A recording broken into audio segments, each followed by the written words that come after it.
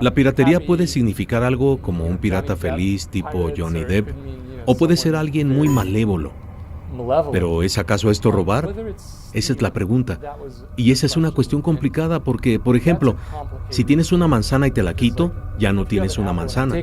Pero si tienes una canción en Napster y yo la tomo, aún la tienes. Entonces, las implicaciones morales alrededor del fenómeno no son ni cercanamente blanco y negro, como los abogados o la gente que se encarga de preservar el status quo te quisiera hacer creer.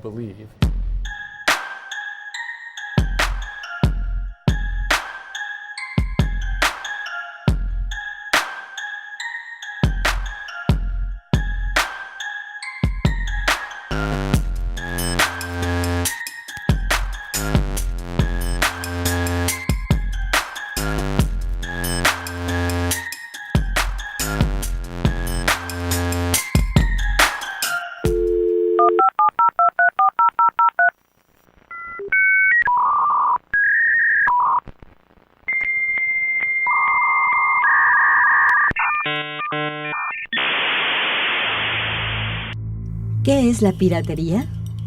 ¿Cómo ha sido el desarrollo de la piratería en Internet? ¿De qué manera se han relacionado la piratería y la tecnología? A lo largo de este capítulo de Prefijo E, nos daremos a la tarea de explorar el fenómeno de la piratería en Internet, su impacto en las industrias creativas, así como algunas de las perspectivas que defienden su existencia en la red. La tecnología empezó a impulsar, por ejemplo, desde que tenemos fotocopiadoras, pues los libros empezaron ahora sí que ya a fotocopiar de manera masiva y pues obviamente los países tuvieron que empezar a decir no, o sea, no se puede hacer eso, ¿no?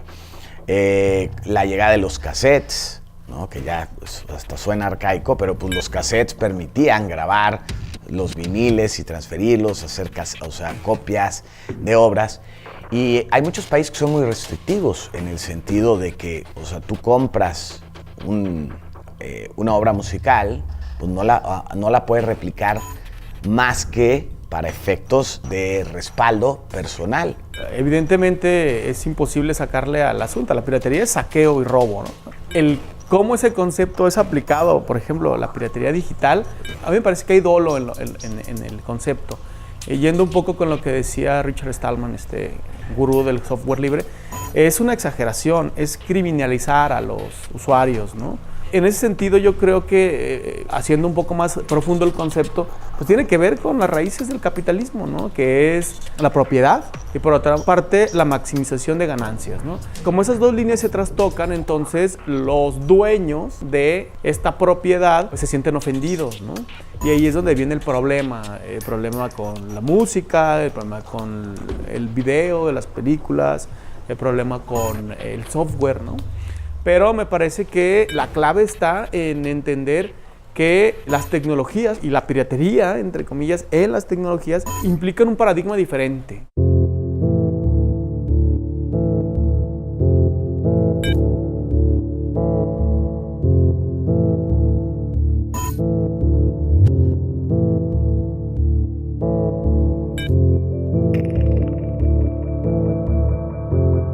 Al principio era pues contenidos muy pequeños y sencillos porque pues, las velocidades del internet pues no permitían más allá de ello, ¿no? Para el 97, 98 pues ya el compartir música, porque los archivos de música no son tan grandes, ya se hizo viable y desde ese momento ya se entendía la que se venía, ¿no? O sea, con la llegada del internet de alta velocidad, ahora se puede compartir gigabytes de información, películas, series de televisión completas a una velocidad estrepitosa. Y eso, pues obviamente, abre, la puerta completamente a violentar todos los derechos de autor. Antes de la imprenta, un libro únicamente podía multiplicarse gracias a una copia manual, un proceso lento y propenso a errores. Con la invención de la imprenta se consiguieron generar múltiples copias exactas y se propició una circulación de ideas más amplia y más rápida, y por ello, un nuevo reto para el control y vigilancia de la información reproducida. De hecho, refiere Conrado Romo, uno de los fundadores del Partido Pirata en México, el nacimiento formal del derecho de autor fue una manera de censurar las versiones de la Biblia que no eran afines al Estado en la Inglaterra del siglo XVIII. El derecho de autor surge en realidad con la hija de Enrique VIII, ¿no? Le llamaban Ana la Sangrienta, ¿no? Enrique VIII, con tal de divorciarse, cambia a Inglaterra del catolicismo al protestantismo. Y se genera pues, una transformación social. Cuando muere Enrique VIII, Ana la Sangrienta, ¿no? Sube al poder y ellos eran católicos. Y entonces cambian el régimen de protestante a católico.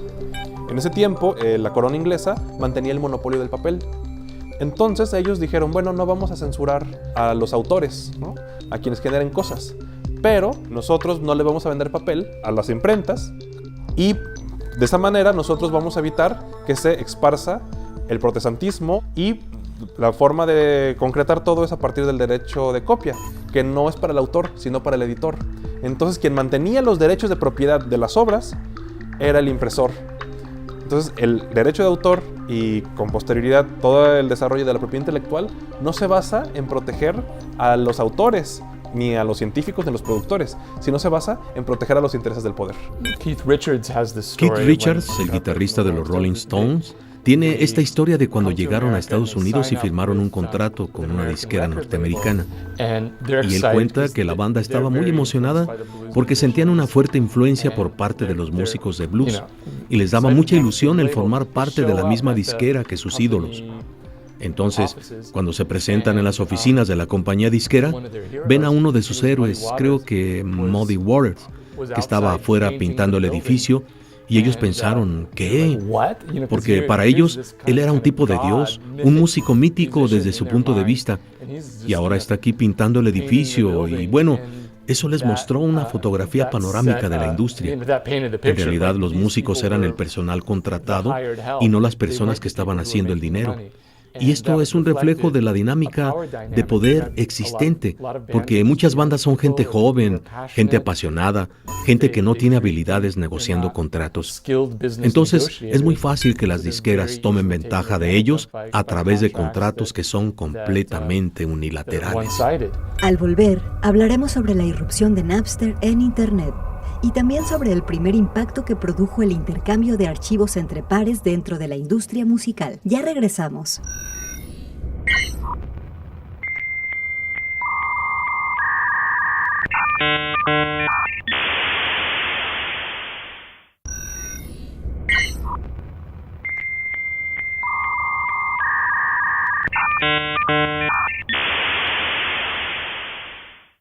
Estamos de regreso en Prefijo E y continuamos con la segunda parte de este programa dedicado a la piratería e Internet. ¿Qué impacto tuvo la plataforma Napster dentro de la industria musical? ¿Cómo se vivió el inicio del intercambio entre pares en Silicon Valley? ¿De qué manera se diseminó este impacto en el resto de las industrias creativas? De esto y más charlaremos en nuestro siguiente segmento. Napster fue el primer chivo expiatorio que tuvo la industria para evidenciar que ellos no entendían lo que pasaba dentro y en red de una computadora, ¿no? El inventor de la FM, cuando la FM surge, la industria disquera lo señala como un pirata y le señala que esa tecnología iba a destruir por completo a la industria disquera. Le meten algunas demandas, lo presionan y llega el punto en que el inventor de la FM se suicida por la presión de los grandes propietarios de la industria musical. Unos años después, ellos absorben al FM y lo ven como un nuevo canal de distribución. Napster era una pieza de software que detectaba toda la música que yo tenía en mi computadora. Y entonces, al yo realizar una búsqueda, si tú estabas en línea al mismo tiempo que yo, me permitía ver toda tu librería.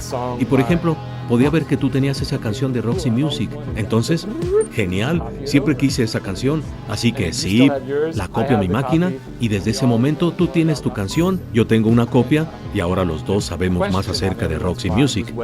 La pregunta que estaba en la mente de todos era si el tener esta copia digital de la canción significaría que las ventas se desplomarían para las bandas cuyas canciones estaban siendo compartidas. Y bueno, esto sigue más o menos sin respuesta. Hay muchas anécdotas para cada lado de la moneda.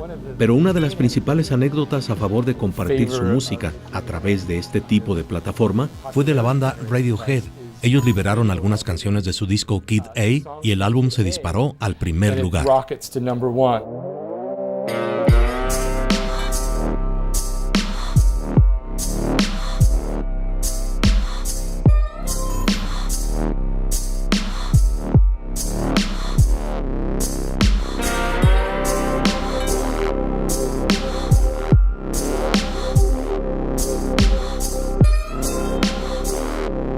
Napster es un caso de una tecnología disruptiva que vino obviamente a crear grandes problemas a todos los distribuidores de música, ¿no? Específicamente. Pero Napster, que fue el primero que empezó a hacer este tipo de actividades a finales de los 90s, fue muy fácil de derrotar por los tenedores de los derechos de autor. ¿Por qué? Porque Napster centralizaba, o sea, en sus servidores guardaba toda la música que la gente compartía. Entonces, pues fue muy fácil para las autoridades, para los jueces decir, no, pues es que tienes todo ese contenido del que no tienes autorización para tener, y con eso lo cerraron. Después de eso, pues el sector técnico entendió, porque eso es lo que tiene la tecnología. Tú me cierras la puerta y pues yo abro la ventana y me salgo por la ventana. La tecnología así es. Entonces dicen, pues no podemos tener centralizada la información, pues ¿qué hacemos? Pues la información se mantiene en la computadora de cada usuario. Y entonces cada usuario comparte los archivos que tiene disponibles para otros, y las otras personas descargan directamente de la máquina de la otra persona. Entonces los servicios que ofrecen esta interconexión pues no tienen la responsabilidad al respecto. Y además, ha pasado muchas veces que hay ya órdenes, por ejemplo, contra sitios como Pirate Bay o algunos otros que comparten películas, series de televisión. La gran problemática que sucede es que ya hay una orden judicial y van y incautan todos los equipos de estas empresas, y pues los sitios desaparecen, ¿sí? Pero ¿qué es lo que sucede en ese caso? Pues nada más se buscan jurisdicciones, países que no tienen leyes tan estrictas, y pues ya nada más se instalan nuevos servidores y los vuelven a echar a andar. Entonces es una persecución sin fin, ¿no?, de las autoridades buscando a dónde están, pero pues como no hay, una legislación uniforme en todo el mundo, pues hay países que son más laxos o que no tienen, de hecho, reglas al respecto, y en donde se pueden alojar estos servicios. Y como ellos nada más son intermediarios, no tienen el contenido, se hace todavía más complicado. Sean Fanning, un joven norteamericano de 19 años, creó un invento que le cubrió de gloria frente a la gente de su generación, y al mismo tiempo, su invención fue catalogada por la jueza estadounidense Marilyn Patel como un monstruo. En junio de 1999, Fanning debutó en el mundo del Internet con Napster, un programa de intercambio de música entre usuarios que logró tener más de 24 millones de suscriptores. Napster puso a temblar a la industria de la música porque el intercambio de archivos MP3 era gratuito, lo cual le generó importantes demandas a Fanning, siendo una de las más mediáticas la de la banda de heavy metal Metallica. Finalmente, en 2001, la jueza Patel determinó el cierre de la plataforma. Napster fue una muestra indiscutible de que la industria musical iba a cambiar para siempre, y fue también una prueba fehaciente del poder que tenía la distribución digital. Y esa fue una de las cuestiones que quise retratar en mi libro. Por supuesto, había implicaciones legales, había implicaciones sociales, había implicaciones artísticas, económicas, pero también era un punto interesante en la historia humana, porque de pronto surgió una librería de música global autogenerada. Y visto como un punto en nuestra evolución, aquello fue sumamente sorprendente. Y claro, por supuesto que todo el mundo tiene que ser compensado, y todo el mundo debería ser compensado, pero pretendía que mi libro provocara que la gente se tomara un momento y pensara que como especie estábamos dando un paso adelante, que estábamos frente a algo importante que acababa de suceder, Y bueno, visto desde el lado de la industria, claro que aquello resultaba absolutamente aterrador, porque todo lo que conocíamos había cambiado de la noche a la mañana. Y algunas personas vieron oportunidades y otras personas vieron la necesidad de demandar a diestra y siniestra, usando todos los medios que tuvieran a su disposición para aplastar. Y bueno, lo intentaron fuertemente y más o menos lo lograron. Y por supuesto, las cosas se han ido estabilizando. Pero en ese punto, algo importante cambió y creo que ese fue el momento en que la música pasó de ser un producto escaso a ser un producto abundante, a la vez que omnipresente. Al volver, hablaremos sobre plataformas como The Pirate Bay y también sobre la forma en que la piratería e Internet ha inspirado una nueva fuerza política alrededor del mundo. Ya regresamos.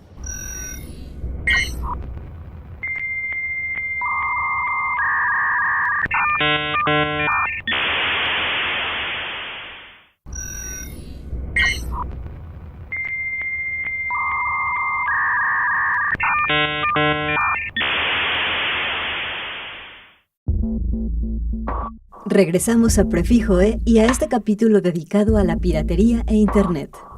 ¿En qué consisten The Pirate Bay y el Partido Pirata? ¿De qué manera la piratería en Internet ha inspirado una nueva fuerza política alrededor del mundo? De esto y más charlaremos en nuestro siguiente segmento. Yo era un usuario de productos piratas, ¿no? O sea, las bajaba, utilizaba Napster o clientes torrents, ¿no? Y luego Pirate Bay se convierte justamente en lo que es el mismo modelo de negocio de Google, en realidad. Y es que lo que hizo fue indexar no contenidos en general, sino contenidos de torrents, los archivos que descargas para acceder a los contenidos.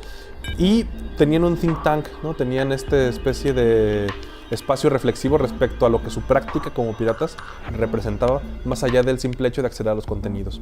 Y entonces yo alguna vez leí que Pirate Bay era la innovación cultural y política más importante de principios del siglo XXI. Y entonces para mí eso fue, pues por lo menos llamativo, ¿no? Pero claro, al final entendí que lo importante y lo relevante de la plataforma no era sencillamente el acceso al contenido para el disfrute personal, sino era la capacidad que otorgaba la tecnología justamente para la libre distribución de flujo de información. Y que, digamos que así como Gutenberg, ¿no?, de lo que hablábamos antes, permitió una nueva forma y un nuevo flujo de información en la sociedad renacentista, bueno, Internet, pero en particular lo que implicaba los protocolos peer-to-peer y lo que era Pirate Bay, pues lo que implicaba era justamente una revolución en la forma en la que la información podría distribuirse. Pirate Bay es la primer operación, digamos, de gente que entendió que el copyright era dañino para todos y decidieron tener una postura política al respecto. Es decir, nosotros no hacemos nada mal y por eso lo vamos a seguir haciendo. Y por eso cada vez que nos van a atacar lo vamos a seguir haciendo.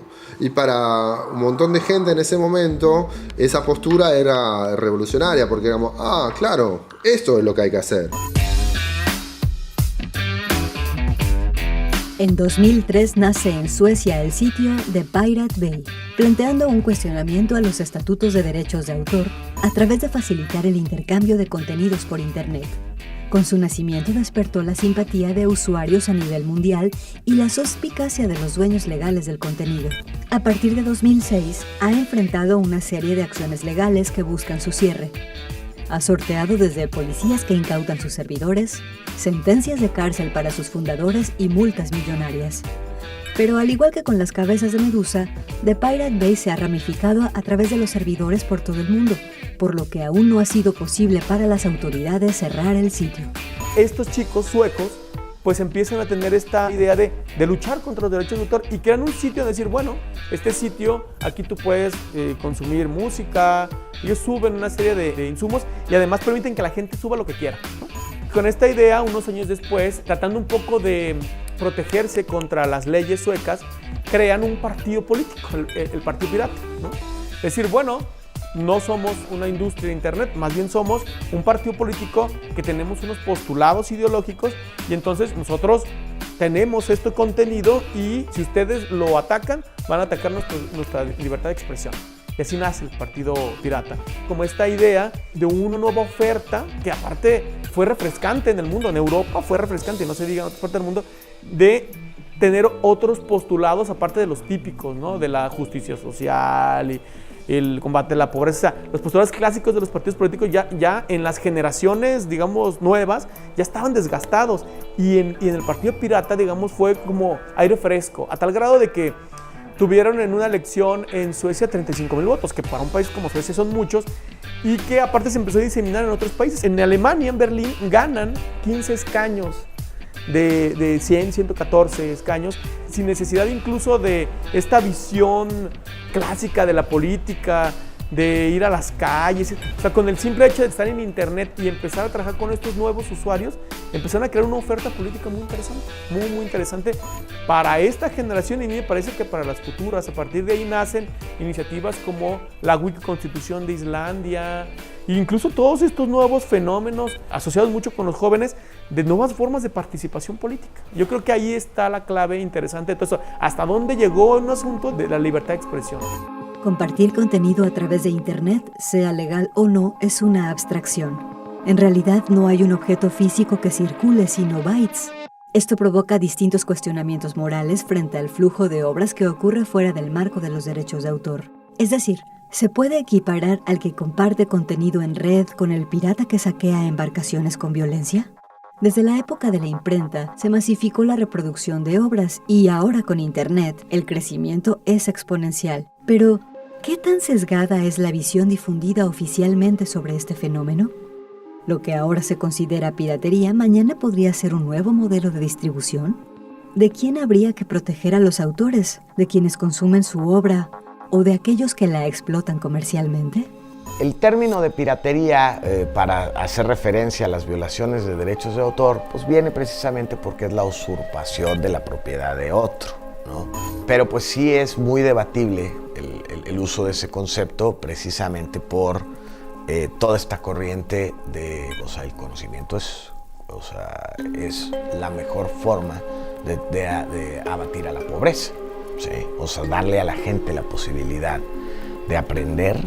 Pues es derecho, de hecho también, pues el derecho a la educación es un derecho humano. Y para la educación, pues todo el contenido del bagaje humano que se ha creado en materia de derechos de autor, pues es fundamental para mejorar la educación en el mundo, ¿no? Entonces, sí hay ahí situaciones muy delicadas, ¿no? O sea, en todos los sentidos, la humanidad siempre está entre el mercantilismo y el avance social y cultural, ¿no? Entonces, hay siempre este choque entre el mercantilismo y pues obviamente la lucha de la sociedad por el acceso a la información.